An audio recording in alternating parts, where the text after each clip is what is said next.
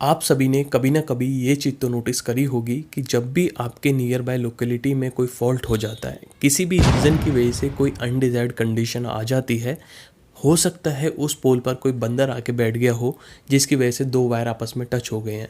हो सकता है उस पोल पर काफ़ी बर्ड्स आ गई हों जिसकी वजह से दो वायर आपस में टच हो गए हैं।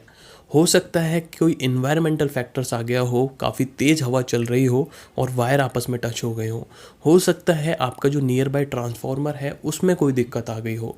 किसी भी रीज़न की वजह से कभी भी कोई फॉल्ट होता है तो आपने 100% ये चीज़ तो नोटिस करी ही होगी कि आपके जो घर की लाइट है विद इन मिली सेकेंड्स में वो कट हो जाती है। तो ये जो ट्रिपिंग है ये कैसे होती है? वहाँ पर फॉल्ट हुआ है, आपके घर से 1.5 किलोमीटर दूर जाकर कोई फॉल्ट हुआ है, आपको उसका साउंड आपके घर तक सुनाई दिया है, विद इन मिली सेकेंड्स में ही आपकी जैसे ही वहाँ पे फॉल्ट होता है सबकी पूरे एरिया की जो लाइट है वो कट डाउन हो जाती है। तो ये ऑटोमेटिक ट्रिपिंग कैसे पॉसिबल होती है? इससे जो है हमारा सबस्टेशन ये ट्रिपिंग करवा पाता है। तो इस वीडियो में मैं डिटेल में आपको यही बताऊंगा।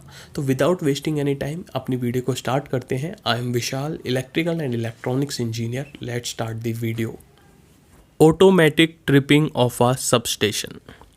कंसिडर करिए यहाँ पर एक लोकेलिटी है, इस लोकेलिटी में आपका घर है और उस घर के अंदर आप 220 वोल्ट यूज़ में ले रहे हैं। अब ये जो 220 वोल्ट है जो भी गवर्नमेंट आपको सप्लाई दे रही है वो इस पोल के थ्रू आपके घर तक पहुंचा रही है, इस पोल के थ्रू आपकी लोकेलिटी में वो ट्रांसफ़र कर रही है। अब इस पोल पर जो 220 आपको मिल रही है वो कन्वर्ट की जा रही है एक ट्रांसफार्मर के थ्रू जिसे हम डिस्ट्रीब्यूशन ट्रांसफार्मर कहते हैं। ये ट्रांसफार्मर 11 केवी की लाइन को 220 वोल्ट में कन्वर्ट करके आपको डिस्ट्रीब्यूट कर रहा है। अब ये जो 11 केवी की लाइन है ये डायरेक्ट इस पोल पर नहीं आई होगी। इस जो भी आपकी 11 केवी की लाइन है इसका एक पर्टिकुलर सबस्टेशन होगा, उस सबस्टेशन पे इस वायर पे कंट्रोलिंग की गई होगी, जिस कंट्रोलिंग की वजह से जो ऑटोमेटिक ट्रिपिंग है वो पॉसिबल हो पाती है। तो कंसिडर करिए कि ये आपका एक सबस्टेशन है, इस सबस्टेशन से ये 11,000 केवी की जो लाइन है, 11 केवी की जो लाइन है वो उस पोल तक जा रही है। अब इस लाइन पे गाइस हमारे सबस्टेशन में कंट्रोल रूम सेपरेट होता है, उस कंट्रोल रूम के अंदर ये जो कंट्रोलिंग है वो की जाती है।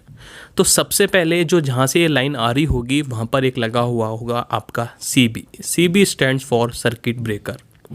CB के बाद इसी लाइन में हम main component of this, major component आप कह सकते हो आपकी ट्रिपिंग का, वो होता है आपका CT।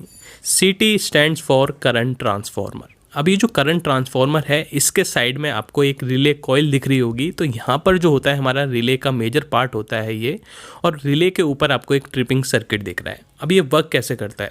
तो गाइस जब भी आपकी नॉर्मल कंडीशन होती है तो ऊपर से 11 केवी की लाइन उस पोल तक जाती है, उस पोल पे एक ट्रांसफार्मर है वो आपको 220 वोल्ट जो है डिस्ट्रीब्यूट कर देता है।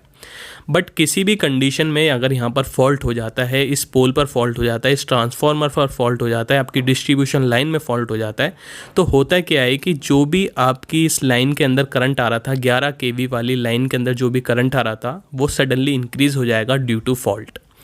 अब जैसे ही करंट इंक्रीज़ होता है तो CT का अगर फंक्शन आपको नहीं पता है तो उसकी वीडियो का लिंक मैं इस डिस्क्रिप्शन में दे देता हूं, तो आप वहां से देख लेना। फिर भी मैं आपको बेसिक्स बता देता हूं।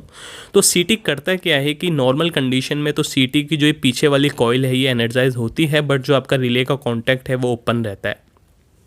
कंसिडर करिए जो CT है वो 100 एम्पियर को 5 एम्पियर में कन्वर्ट कर रहा था नॉर्मल कंडीशन में। जैसे ही फॉल्ट होता है तो ये 100 एम्पियर जो था ये सडनली इंक्रीज़ हो जाता है प्राइमरी में। तो CT की जो सेकेंडरी में 5 एम्पियर आ रहा था वो सडनली वो भी इंक्रीज़ हो जाता है। तो 5 एम्पियर से जैसे ही वो 7 एम्पियर होता है, 8 एम्पियर होता है, तो पीछे वाली जो कॉइल है वो मोर एनर्जाइज हो जाती है। और जैसे ही उस कॉइल के अंदर मैग्नेटिक फील्ड्स बनती हैं तो आपका जो ट्रिपिंग सर्किट वाली कॉइल है, जो आपका रिले का कॉन्टैक्ट है, वो क्लोज हो जाता है। तो जैसे ही रिले का कॉन्टैक्ट क्लोज होता है, जैसे ही वहाँ पे ट्रिप होती है, तो जो आपका ट्रिपिंग किट है इसके ऊपर आपको बैटरी सोर्स भी दिख रहे होंगे। तो जो ट्रिपिंग सर्किट की जो आपकी कॉइल है वो एनर्जाइज हो जाती है। जैसे ही आपकी ट्रिपिंग सर्किट की कॉइल एनर्जाइज होती है, सर्किट ब्रेकर का कॉन्टैक्ट सडनली ओपन हो जाता है। तो ये जो प्रोसेस है ये कंप्लीट प्रोसेस मिली सेकेंड्स के अंदर होता है और ये पूरा डिपेंड होता है आपकी रिले के कॉन्टैक्ट पे। रिले कितनी जल्दी अपना कॉन्टैक्ट बनाती है, कितनी जल्दी वो ट्रिपिंग सर्किट को एनर्जाइज करती है, तो उतनी ही जल्दी आपका CB जो है वहाँ से ओपन सर्किट उसको कर देता है। तो कुछ इस तरह से जो है आपकी ऑटोमेटिक ट्रिपिंग होती है with the help of current transformer, आपकी सर्किट ब्रेकर और आपका ट्रिपिंग सर्किट और रिलेज। आई होप वीडियो आपको नॉलेजेबल लगी होगी। अगर वीडियो में आपका कोई भी डाउट है तो आप मुझे कमेंट कर सकते हैं। मिलते हैं नेक्स्ट वीडियो में। Thank you.